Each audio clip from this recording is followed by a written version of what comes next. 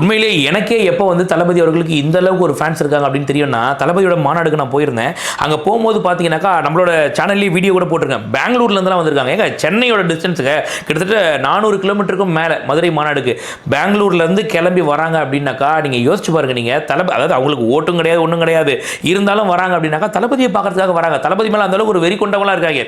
அப்போது பெங்களூர் கர்நாடகான்னு இருக்கும்போது வேற மாநிலங்களில் இல்லை வேற கண்ட்ரியில் இருக்கக்கூடாதான் நான் கேட்குறேன். இன்னொன்று வேறு இருக்குது. இந்த BARC அப்படின்னு சொல்லிட்டு, அது என்னன்னா அந்த broadcast audience research council India அப்படின்னு சொல்லிட்டு அவங்க வெளியிட்ட ஒரு இது என்னன்னு பார்த்தீங்கன்னாக்கா, அதாவது இந்த ஒரு வருஷத்தில் 52 வாரம்ன்ற போது இந்த 33வது வாரம், அதாவது ஆகஸ்ட் 16லேருந்து 22வது இந்த வாரம் இருக்க 33வது வாரம்னு சொல்லுவாங்க.